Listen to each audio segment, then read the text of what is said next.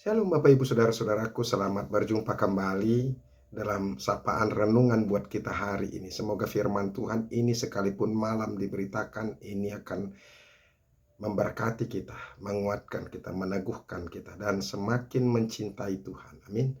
Bapak Ibu Saudara-saudara, firman Tuhan yang menjadi renungan buat kita hari ini yaitu yang diambil dari Yehezkiel pasal yang ke-20 ayat yang ke-41. Tetapi sebelumnya marilah terlebih dulu kita berdoa. Kasih karunia dan damai sejahtera dari Allah Bapa dan dari anaknya Tuhan Yesus Kristus, itulah yang menyertai hati dan pikiranmu sekalian. Amin. Bapak Ibu Saudara-saudara, Yehezkiel 20 ayat 41 dikatakan demikian. Seperti kepada persembahan yang harum, aku berkenan kepadamu pada waktu aku mengeluarkan kamu dari tengah-tengah bangsa-bangsa dan mengumpulkan kamu dari negeri-negeri di mana kamu berserak.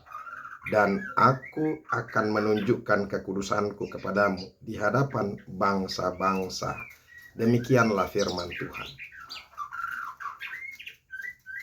Bapak Ibu Saudara-saudaraku, luar biasanya kasih Tuhan kepada umat pilihannya. Dia tetap mengasihi bangsa Israel sekalipun mereka berlaku tidak adil. Mereka berzina kepada Allah yang lain.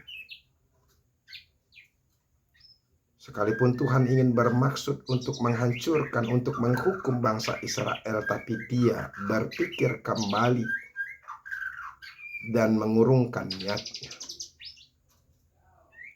Bapak Ibu Saudara-saudara, ini sama seperti seorang ayah yang mengasihi anaknya sekalipun anaknya yang nakal, yang dia sudah berencana untuk memukul, melibas, menghajar anaknya yang nakal itu. Tapi kemudian timbul di dalam hatinya rasa kasih sayang kepada anaknya.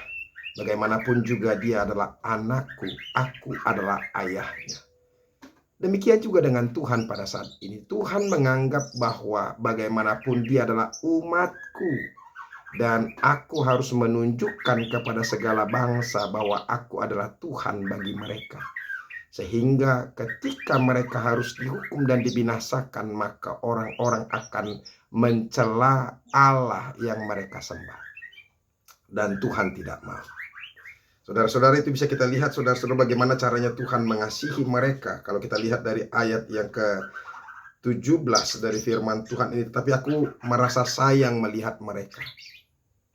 Tuhan sudah ingin menghukum mereka, bahkan membinasakan mereka karena mereka begitu keras hati dan tegar tengkuk. Tapi dia katakan, sehingga aku tidak membinasakannya dan tidak menghabisinya di padang gurun. Itulah kasihnya Tuhan. Nah, maka di situasi yang seperti inilah Tuhan masih berharap kepada bangsa Israel supaya mereka memberikan persembahan mereka kepada Tuhan dengan persembahan yang harum, yang kudus di hadapan Tuhan. Mereka boleh berbalik kepada Allah, menyembah Dia dengan membawa persembahan yang terbaik. Itu yang dikatakan saudara-saudara dari ayat yang ke-40 sampai ayat yang ke-41 itu. Sebab di atas gunungku yang kudus, di atas gunung Israel yang tinggi, demikianlah firman Tuhan Allah. Di sana, di tanah itu segenap kaum Israel dalam keseluruhannya akan beribadah kepadaku. Di sana aku akan berkenan kepadamu. Di sana aku akan menuntut dari kamu persembahan-persembahan khususmu dan sajian-sajianmu yang terpilih, segala yang kamu kuduskan. Jadi Tuhan masih berharap kepada mereka supaya mereka berbalik. Dan Tuhan masih mau menuntut buat mereka supaya mereka memberikan persembahan-persembahan yang terbaik dari apa yang mereka miliki untuk memuji, memuliakan Tuhan. Ketika mereka mempersembahkan persembahan yang harum, maka Tuhan berkenan. Itu yang dinyatakan oleh firman Tuhan. Bapak Ibu Saudara-saudaraku, ini juga buat kita.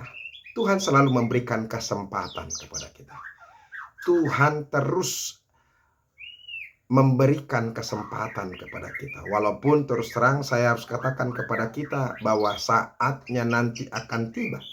Kalau kita terus mengeraskan hati dan tidak mau kembali, maka hukum Tuhan itu berlaku kepada setiap orang yang terus mengerjakan dosa.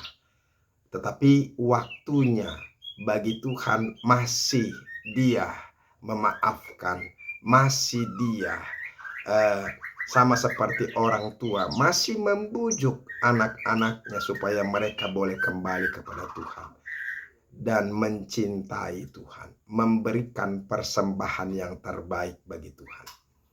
Bapak Ibu Saudara-saudara, ini ajakan untuk kita juga supaya kita benar-benar sadar bahwa Tuhan itu sangat mengasihi kita, mencintai kita. Dia masih memberikan kesempatan kepada kita. Mari kita pakai kesempatan ini untuk berbalik kepada Allah. Hati yang selama ini tertutup, mari kita buka dengan memberikan hati kita untuk Tuhan, untuk mendengarkan firman Tuhan. Jangan terus menutup hatimu, sebab itu berbahaya sekali. Ketika Tuhan memberikan kesempatan dan berkenan untuk ditemui, pakai waktu kesempatan itu, supaya hidup kita pasti akan diberkati oleh Tuhan.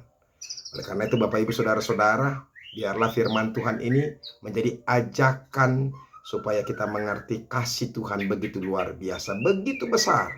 Sekalipun kita selalu berlaku jahat, sekalipun kita berzina secara rohani, tapi Tuhan masih memaafkan kita.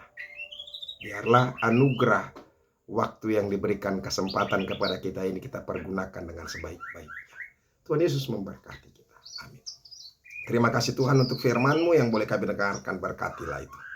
Ajar kami untuk sungguh-sungguh mempergunakan hidup kami hanya untuk mempersembahkan yang terbaik, untuk menunjukkan bahwa kami benar-benar adalah anak-anaknya Tuhan dan mengasihi Engkau. Engkau tetap menjadi Tuhan bagi kami. Terima kasih Yesus. Amin. Bapak Ibu Saudara-saudara, kita sudah dengarkan firman Tuhan.